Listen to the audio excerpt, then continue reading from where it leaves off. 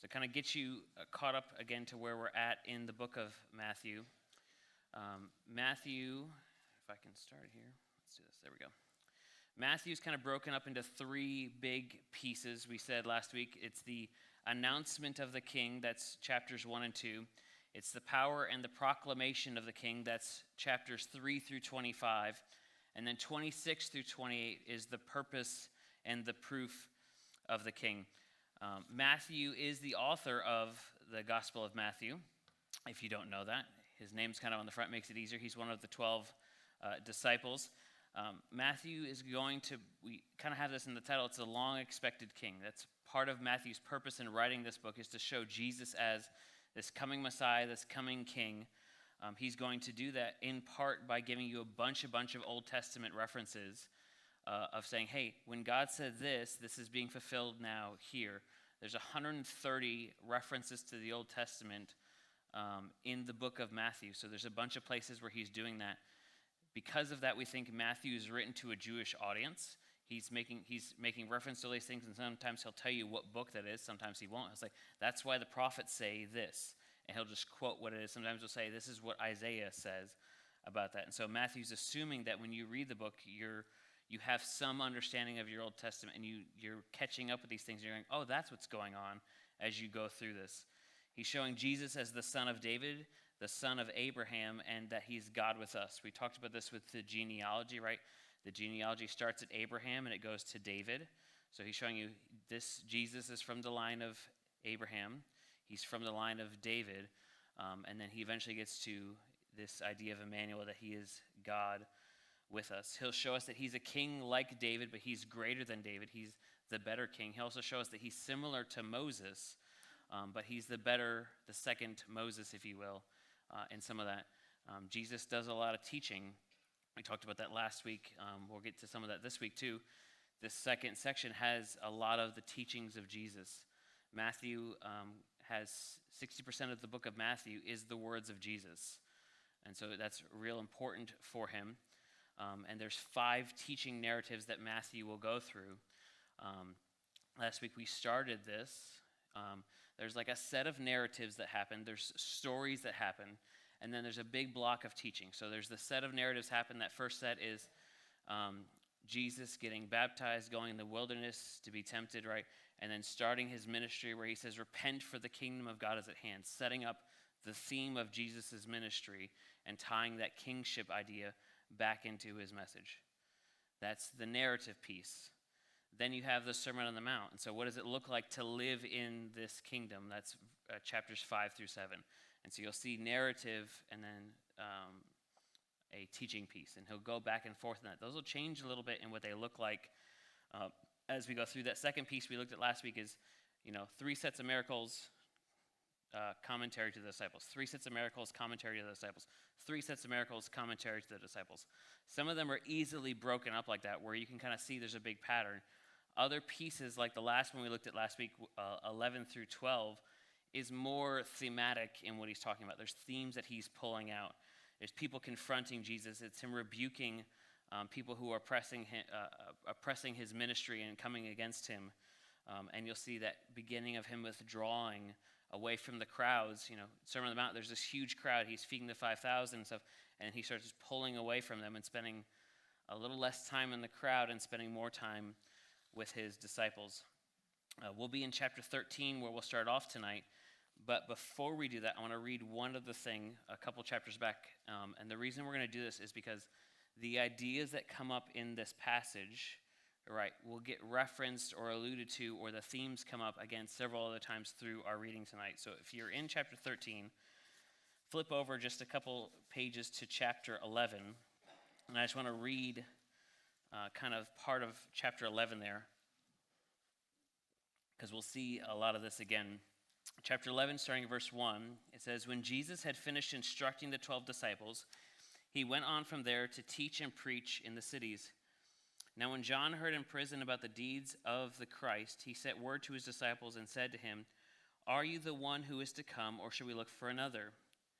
And Jesus answered him, go and tell John what you hear and see. The blind receive their sight, the lame walk, leopards are cleansed, and the deaf hear, and the dead are raised up, and the poor have the good news preached to them. And blessed is the one who is not offended by me. He'll go on a little bit, and then verse 12, he says, "For the days of John the Baptist until now, the kingdom of heaven has suffered violence, and violence takes it by force. For all the prophets and the law prophesied until John. And if you are willing to accept it, he is Elijah who is to come. He who has ears to hear, let him hear. But what shall I compare this generation? It is like a child sitting in the marketplace and calling on their playmates. We played for you the flute, and you did not dance. You sang a dirge, and you did not mourn." Ignore that last part because I wasn't supposed to read that reference. The last part we're supposed to talk about is Elijah. So the idea that John is Elijah, that Jesus is doing all these miracles, and that points to who he's supposed to be, that idea is going to keep coming up as we go through the rest of tonight's reading. So flip back over, because I'll just make reference to it now that we've kind of gone over as we get there. We'll start in chapter 13. This is the third teaching block. This is the parables of the kingdom. This entire section is all parables. It's not all of the parables that he'll share, but this section is all parables. There's 8 parables there. Some count it as 7. I'm counting it as 8. Depends on what commentary you look at and how you kind of divide that up. But there's 8 parables that I have. You have the parable of the sower there as that first one. Then there's kind of a pause in the middle of that. He'll talk about the purpose of the parables. That's in verses 10 through 17. Then he comes back and he'll give the explanation of the parable. There's twice that he'll do that. He'll tell you what the parable is, and he'll explain to you the meaning of it. There's the parable of the wheat and the weeds, or the wheat and the tares, as it's sometimes called, the mustard seed, hidden treasure, the pearl of great price, the dragnet, old and new treasure is the last one, and then you have the rejection of Jesus as kind of the conclusion of this piece. As you read through this section, maybe you notice, again, Jesus continues to withdraw from the people, and instead he's taking a different approach, right? He's not only withdrawing physically. We saw some of that last week. We'll see more times where he goes away, he leaves them, he withdraws, he exits from the crowd. He's also withdrawing in a different way in that we had the Sermon on the Mount in chapters 5 and 6. Jesus saying, this is what it's like, and he's kind of being explicit. People aren't getting it, and now he's speaking in parables. So even in how he's teaching, he's withdrawing. He's talking about these secrets, these mysteries, the things that he's making them hidden or less obvious, right? You have to be in tune to what's going on. You have to want to know. You have to be in tune with what's happening in the kingdom to be able to understand these. Because a lot of times they're like, hey, I don't know what this means. Even the disciples sometimes are like, Jesus, I don't know what this means. And he'll end up explaining to them. That's where we get those commentary pieces on these different parables. If you were to go through and kind of look at these, let's talk about the purpose of the parables a little bit first, though. That purpose, again, is in verses 10 through 17. The parables are designed to reveal truth to one group, right? And they're also designed to conceal it from another group. And so they have kind of a dual purpose. So again, those who are paying attention, those who are looking to hear what Jesus has to say and not looking for the sign or things like that, are hearing and understanding, but the other ones are not. And then he quotes Isaiah there, again, Isaiah 6, 9 through 10. He said, you will indeed hear but never understand. Sorry, this is verse 14. You will indeed hear but never understand, and you will indeed see but never perceive, for the people's heart has grown dull, and with their ears they can barely hear, and their eyes they have closed. Lest they see with their eyes and hear with their ears and understand with their hearts and turn, I would heal them. So like the people of Isaiah's day, much of the Jewish nation that Jesus is talking to is spiritually dull and unresponsive, or even hostile to his message. We'll get into that later. Especially the ruling class, you'll see, is often bringing these oppositions to Jesus, where they're bringing questions and that's not in good faith. Right? They're trying to catch him in something or trying to get him to say something that would mark him in a negative light. The parable of the sower, is in verses 8. The explanation of that first parable starts in verse 18. You could summarize that whole parable as the good news for the gospel will honestly be rejected by many, right? There's several different soil types, right? The gospel is the seed that goes out, and there's several different types of soil, types of people that message lands on. There's only one that has lasting fruit, right? Where it says it yields 100-fold, 60, and 30, right? So it continues to grow and multiply. Those who receive it, right, who get firm roots planted in it, it multiplies, it reproduces other disciples or seeds to go out and continue. You have the parable of the weeds there, that's verses 24 through 30. Then he has a kind of a gap, and then he'll explain it later. But this parable of the wheat is for people with genuine faith and false professions will coexist between Christ's first and second advent. Right? There's people who profess faith in Christ, who are right alongside those who are not true converts, and they're existing in the same space. And Jesus says at the end, those will be gathered up, and that's when there'll be that division. Like he said, Jesus said, I never knew you, right? When do we see this? When do we see this? These are people who don't have a true conversion to Christ yet, but have some outward resemblance of that, which is a scary thought, especially when you go back to the first parable, and only one of the four soils that he mentions produces lasting fruit, which brings back mine. He said last week, he said, send workers out into the harvest. And yet, despite all that, the harvest is plentiful. We need people to go and to work the fields. That kind of leads into the third one. The third and the fourth are kind of linked together. They have similar meanings to them. They're short, but they're similar. The fourth is the mustard seed. The kingdom will grow quickly from a meager beginning and will also include the Gentiles. So this thing's going to start out super small, right? But it's going to continue to grow and expand. And that kind of is the idea with the leaven too. In the fourth one in verse 33. He told them another parable. The kingdom of heaven is like leaven that a woman took and hid in 3 measures of flour till it was all leavened. So the kingdom's influence will permeate. It will continue to grow and blossom. I just made, our son is gluten intolerant, and so he wanted to have pizza or pizza because he's 2. So pizza. And so we made pizza dough that was gluten-free, and I bloomed the yeast, and I didn't do a good enough job, and so my bread didn't rise, my crust didn't rise as much as it should have. But this lady, 3 measures of flour is like 50 pounds of flour. It's like, I don't remember the exact measurement. It's like a quarter cup or like a half a cup of yeast. Like this small beginning is influencing this large batch of dough.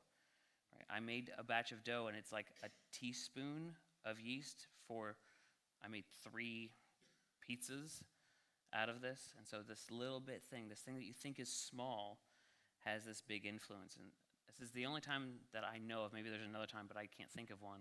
Right? Leaven is usually described as a negative thing, right? Later on, he'll say, watch out for the leaven of the Pharisees. Leaven is usually attached to sin. It's a negative thing. This time, he's using it in a positive light, kind of switching it around on us. He has another prophecy about parables there in verses 34 and 35. All these things Jesus said to the crowd in parables. So again, the crowds are getting the parables, right? The masses are getting these veiled teachings that he's given. And he said nothing to them without a parable. So that was a change that happened sometime in the narrative, right? They begin to reject him and not understand it, right? He's kind of changing his tactics here. This was to fulfill what was spoken by the prophets.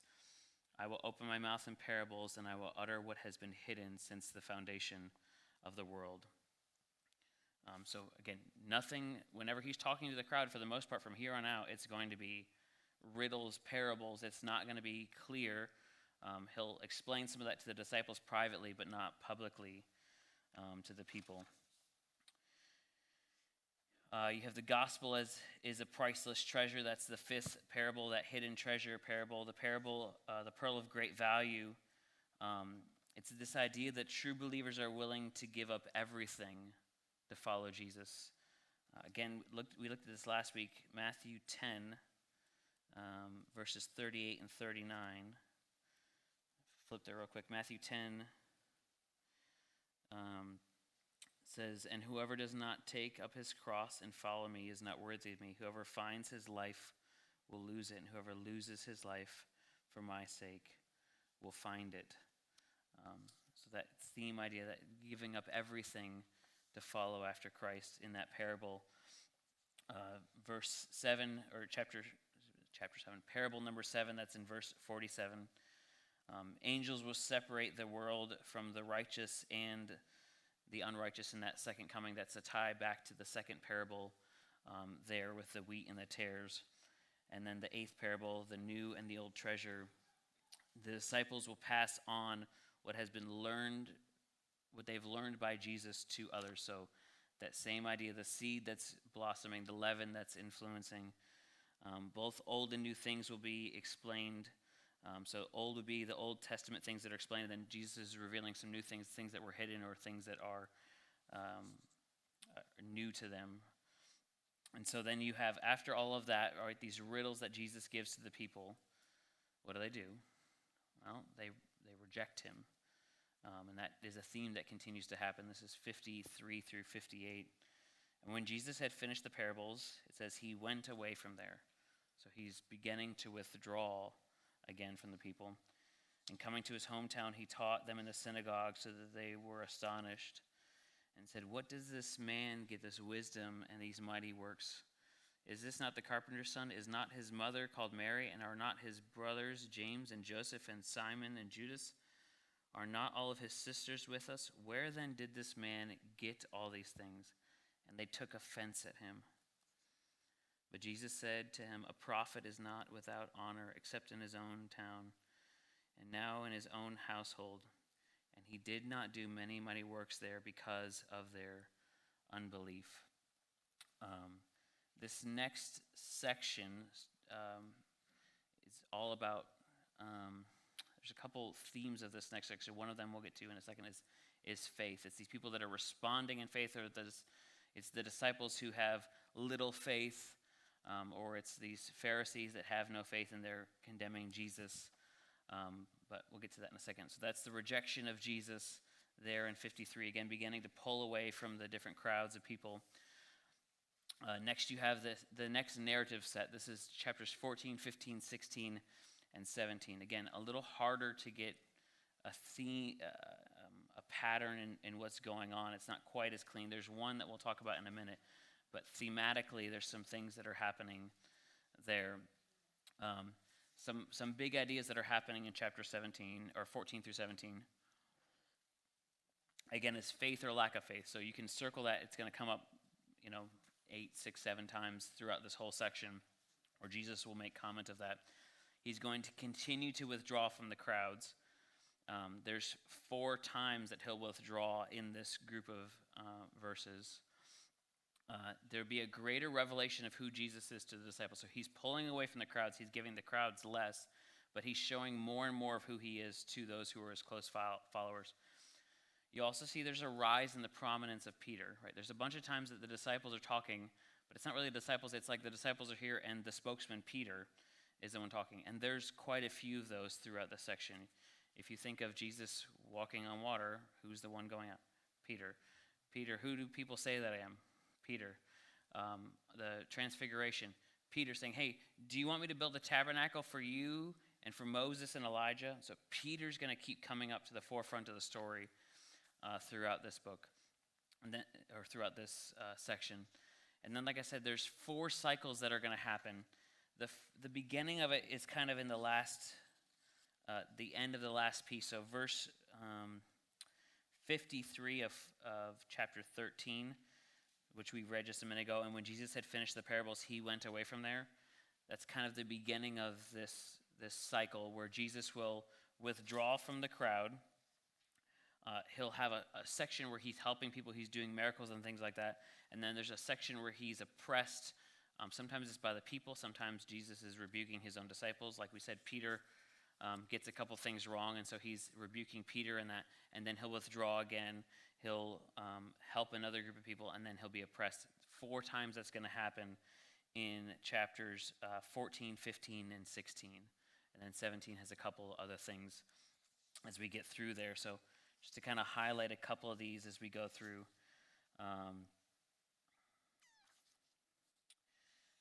Start with Jesus walking on the water. So Jesus was rejected in chapter 13, starting in verse 22. Well, let me back up. I'll do one more.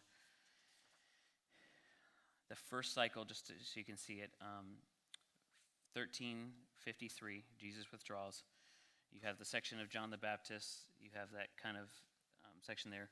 You have him, and then verse 13 of chapter 14, it says, "Now when Jesus heard this, he withdrew from there in a boat to a desolate place by himself." So this is the beginning of that second section. So withdrawal, you have some miracles or some helps that's happening. The first one of those here is Jesus walking on water, starting in verse 22. I call this mistaken identity because they get Jesus wrong here, and then they get him right at the end. "Immediately he made the disciples go into the boat and go before him to the other side. When he dismissed the crowd, after he had dismissed the crowd, he went up on the mountain to pray by himself." So he's even kind of pulling away a little bit himself here.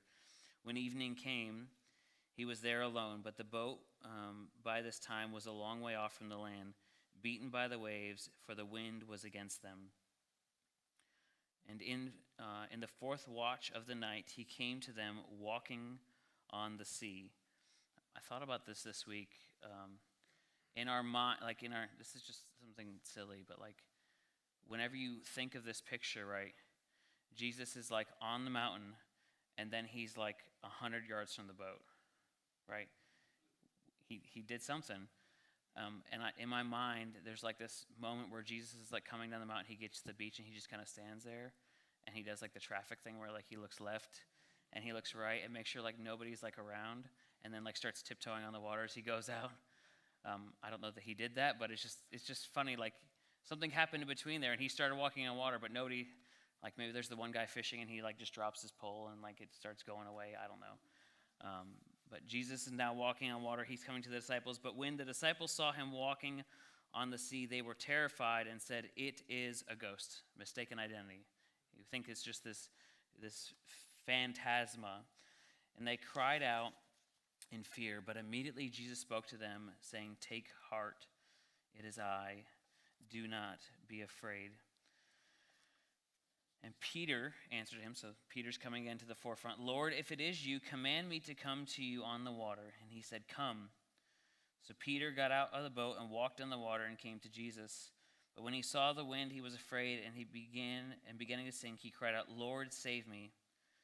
Immediately Jesus reached out his hand and took hold of him, saying, 'O you of little faith, why do you doubt?'" That's one of our themes, right, is faith or lack thereof in this section. You can kind of see it here. "And when they got into the boat, the wind ceased, and those in the boat worshipped him, saying, 'Truly you are the Son of God.'" So it's all of our themes are in this little section, right? Jesus is withdrawing from the crowds. Peter's coming into prominence. He's doing a miracle or something of that nature. Sometimes it's healing, sometimes it's something like this. He's revealing himself greater to the disciples, right? So withdrawing from the crowd, greater to the disciples. And Peter is beginning to speak up in this group. Something similar has happened before. Remember, he calmed the storm in chapter 8, but now he's walking on water. And so, again, this increasing revelation, this increasing understanding on who is this man who commands the wind and the waves, and to go, who is this man to surely you are the Son of God. So you can see the evolution of their thinking as we kind of go through this.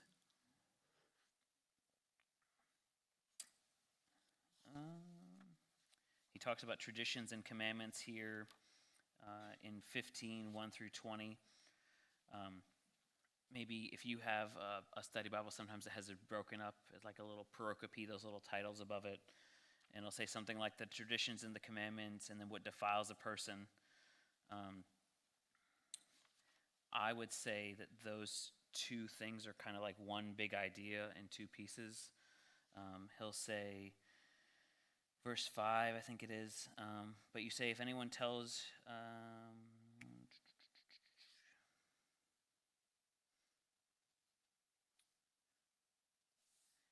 yeah, he's talking, sorry, I'm getting lost in my notes here. No, I don't have that. Yeah, I'm breaking the rules. That's what my title is. Breaking the rules. So there's two kind of different rules that he's chastising or getting chastised for following or not following or whatever that is. And so these are kind of two examples of the same thing there. That's 15:1 through 20. You have the faith of the Canaanite woman there. Let me back up. Sorry, I'm getting lost here. The previous section we just looked at, we didn't really look at, verses 1 through 20, right, is that rejection piece, right? So you have the withdrawal, the miracle of walking on the water, and then the rejection by the Pharisees there. You see that verse 2, it says, why do your disciples break the tradition of the elders, for they do not wash their hands when they eat? And so then Jesus will kind of answer that so that you can see the oppression or the pushback from that group of people is happening on him there. Then we start the next section, verse 21, starts the next cycle. And Jesus went away from there and withdrew to the district of Tyre and Sidon.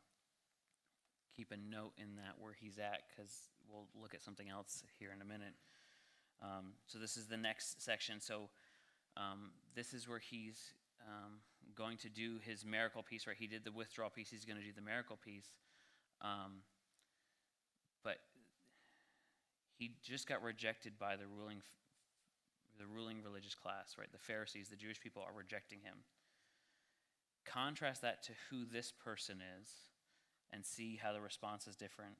Verse 22, and behold, a Canaanite woman from the region came out and was crying, have mercy on me, O Lord, Son of David. My daughter is severely oppressed by a demon. But he did not answer a word, and his disciples came and begged him, saying, send her away, for she is crying out after us. And he answered, I was sent only to the lost sheep of the house of Israel. But she came and knelt before him, saying, Lord, help me. And he answered, it is not right to take the children's bread and throw it to the dogs. And she said, yes, Lord, yet even the dogs eat the crumbs that fall from their master's table.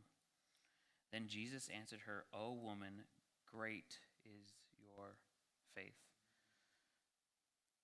Be it done for you as you desire. And her daughter was healed instantly. So this is a Gentile woman. This is a Canaanite who's living in Tyre and Sidon, who's bold enough to come to Jesus and say, hey, can you heal my daughter? Right? She has enough faith to come to Jesus and ask that. The disciples try to get him to go.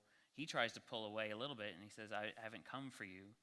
Right? Some people get caught up on this and think that he's being derogatory towards her when he says, I was sent only to the lost sheep of Israel, and then he makes the comment, it is not right to take the children's bread and throw it to the dogs. He's making cultural references so they both understand kind of what's going on there. But she obviously doesn't take offense to that. She doesn't huff and puff and go away. And so maybe we should think about that a little bit before we go down that road. But he says, oh, great is your faith.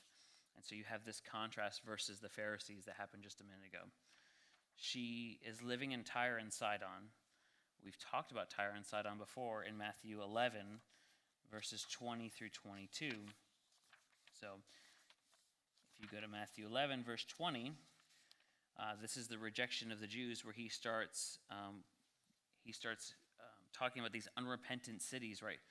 And he says in verse 20, and he began to denounce the cities where most of his mighty works had been done, because they did not repent. Woe to you, Chorazin! Woe to you, Bethsaida! For if the mighty works had been done to you, if the mighty works done in you had been done in Tyre and Sidon, where this lady is living, they would have repented long ago in sackcloth and ashes. But I tell you, it would be more bearable on the day of judgment for Tyre and Sidon than for you. So even a reference to the location, right? This is a place that has some history, right, of being opposed to the Jewish nation, and yet in the most unlikely place and the most unlikely person, he finds a woman of great faith here.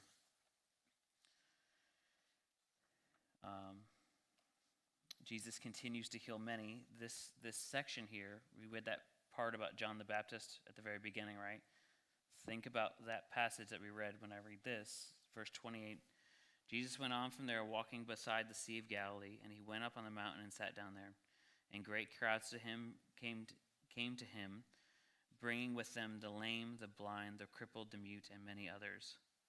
And they put them at their feet, and he healed them.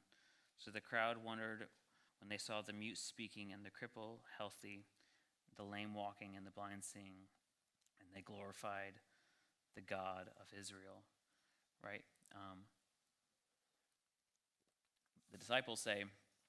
John's disciples say, John wants to know if you're the guy or if we're looking for somebody else. And Jesus says, well, tell him what you see. And what you see is the blind are healed, the crippled are restored, right? The mute speak. That same idea is coming up here. And the thing you're supposed to get about this is these are signs or markers that point to Jesus as the Messiah.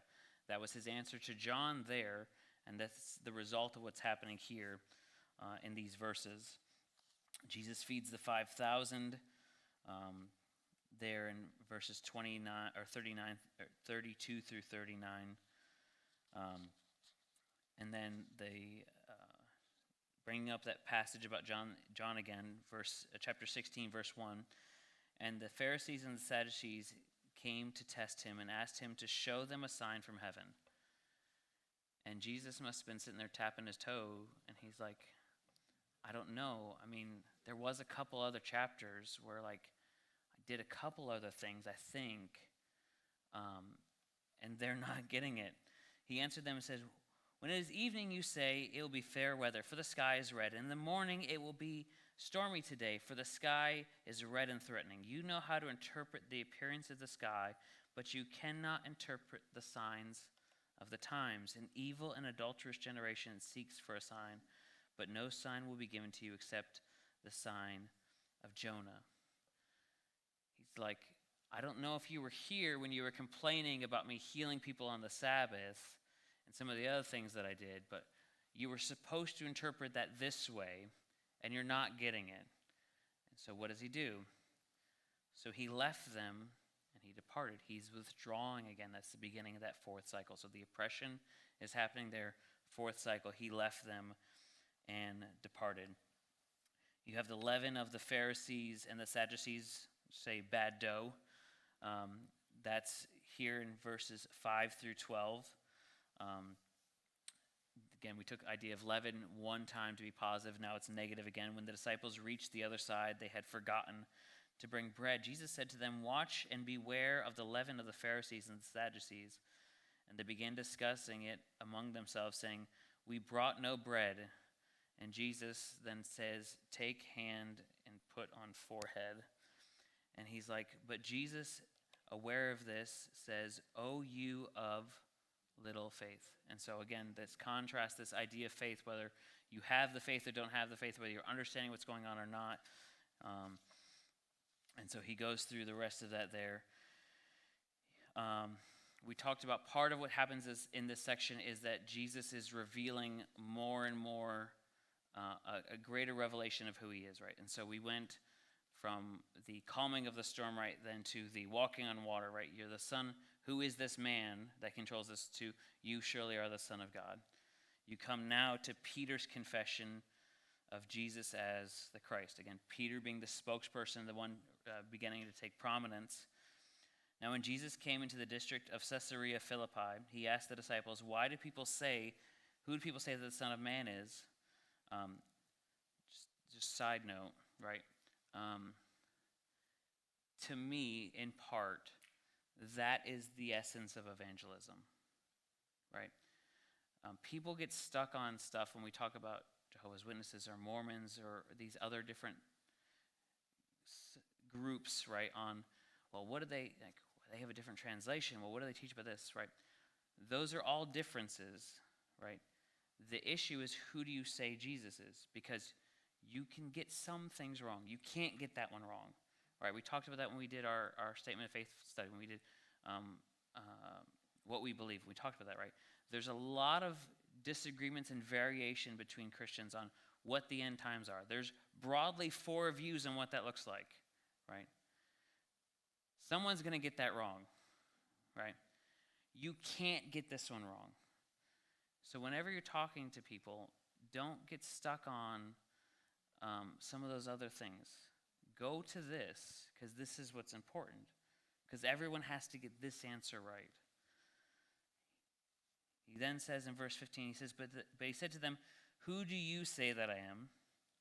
And Simon Peter replied, you are the Christ, the Son of the living God. And Jesus answered him, blessed are you, Simon Bar-Jonah, for flesh and blood has not revealed this to you, but my Father who's in heaven.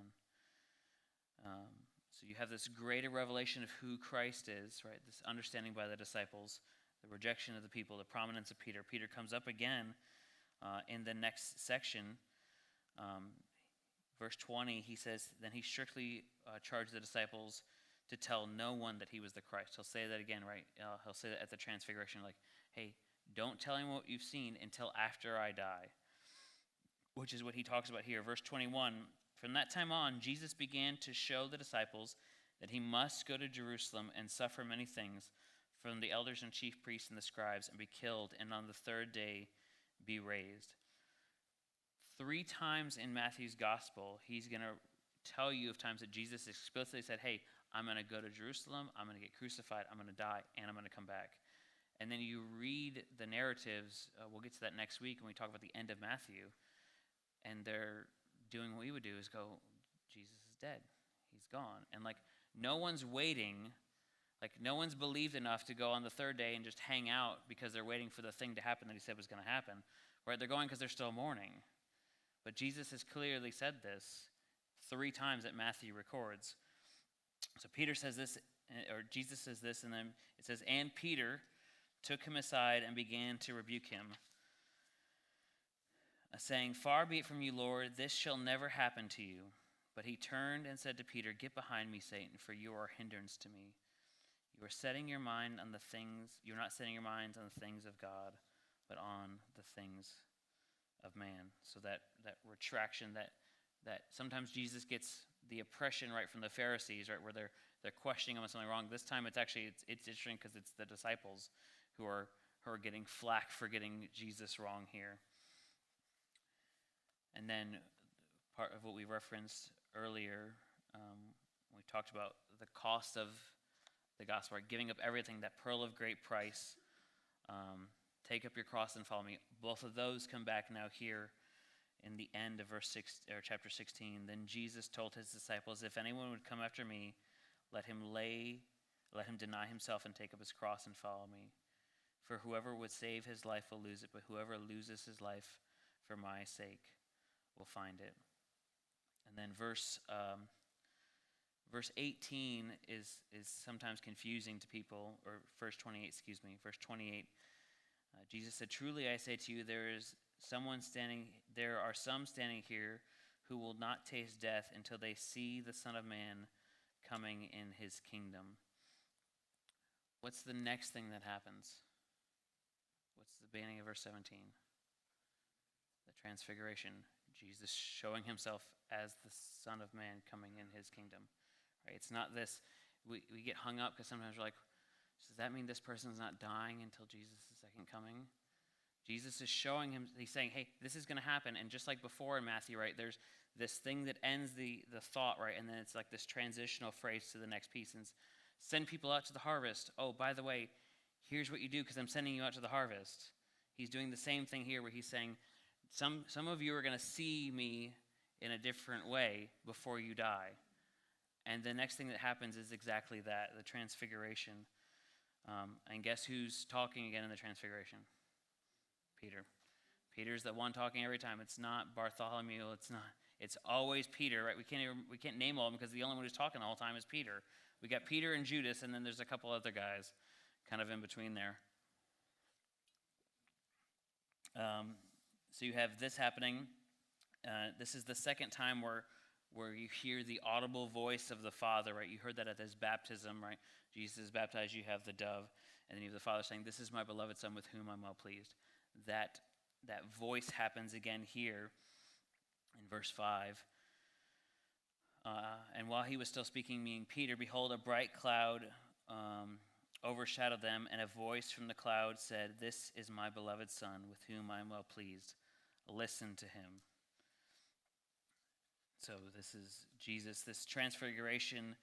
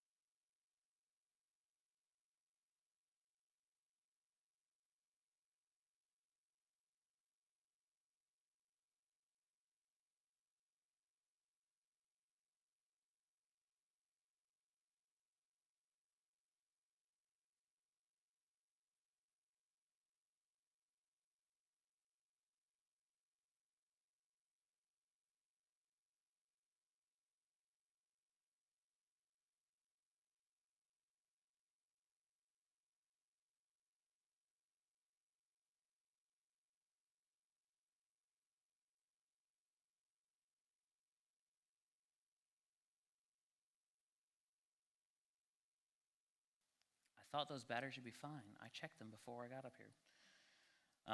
So that's kind of this. They tremble down in fear after this voice. But verse 7, Jesus came and he touched them, saying, "Rise and have no fear." And when they lifted up their eyes, they saw no one but Jesus. And as they were coming down the mountain, Jesus commanded them, "Tell no one until the Son of Man is raised from the dead." This event is a taste of this coming kingdom, but his disciples were confused, right? And they'll say, "Hey, wasn't Elijah supposed to come first?" And John the Baptist's disciples had kind of the same kind of question. We went over that before. Jesus says,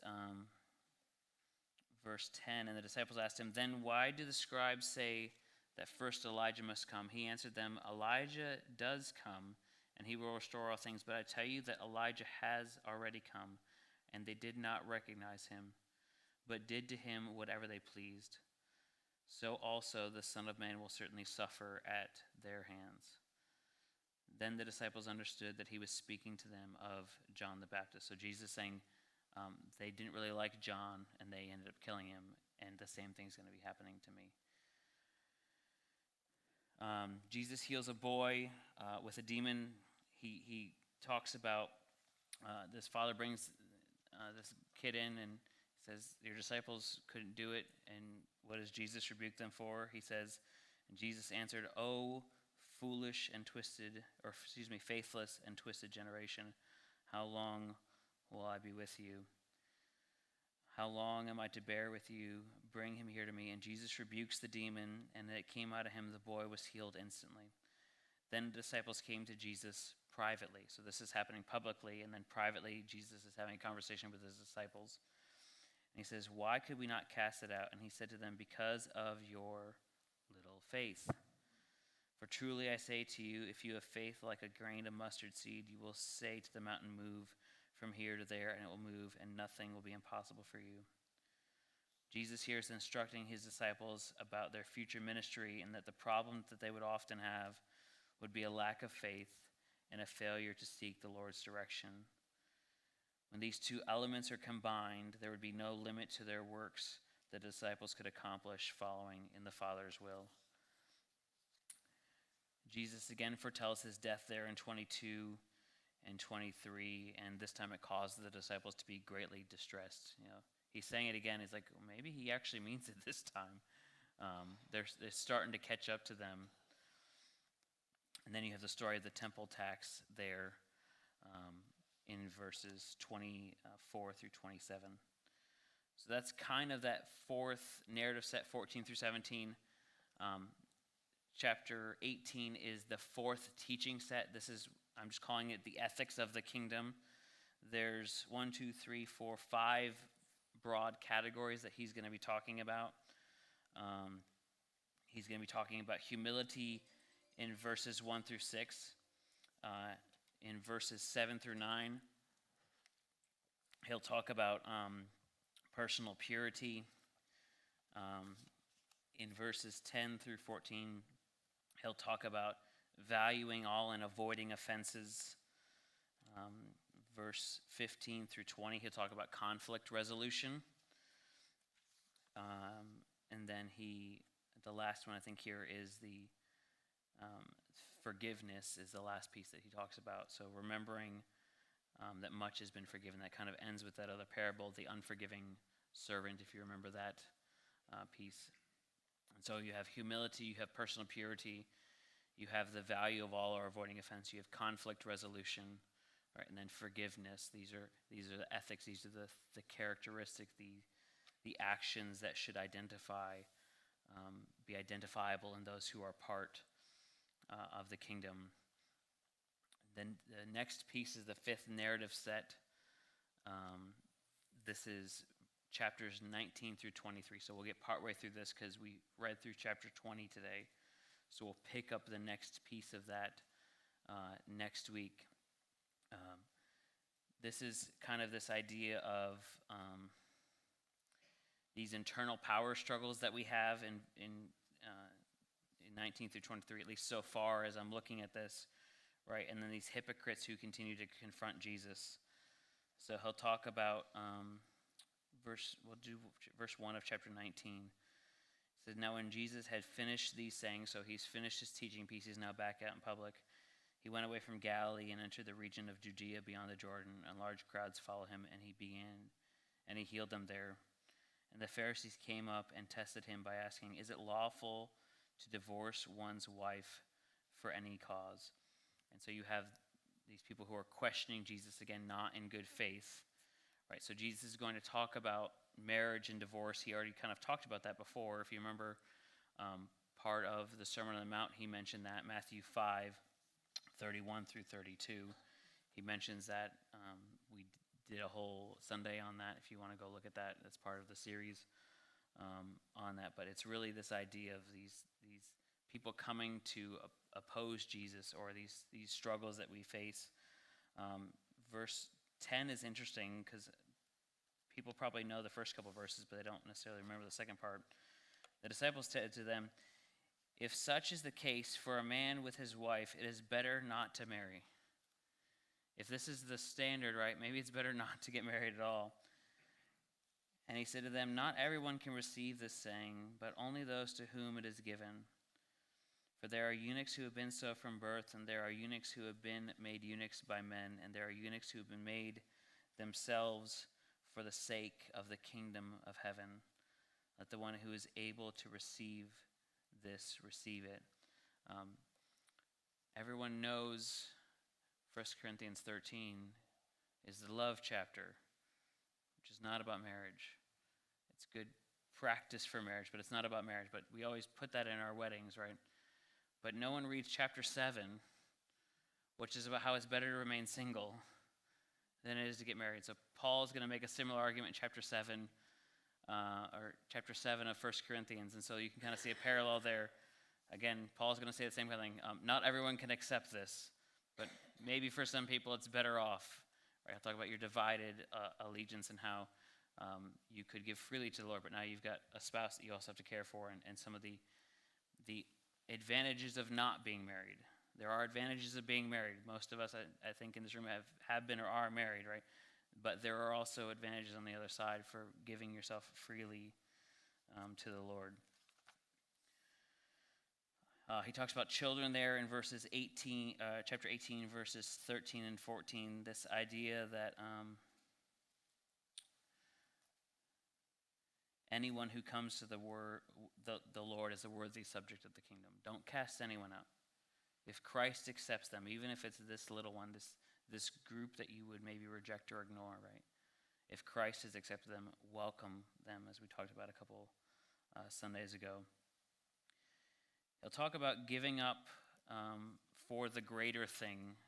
This is in 19:16 through 20:16, so it's a bigger section. Again, maybe your Bible has it as kind of two pieces, right? It might say the rich young man, and then it may say laborers in the vineyard, right? But to me, if you kind of look at the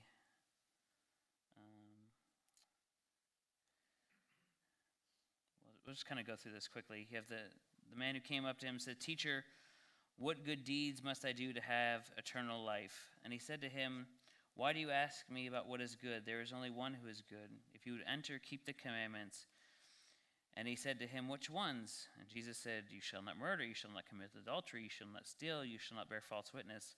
Honor your father and mother, you shall love your neighbor as yourself."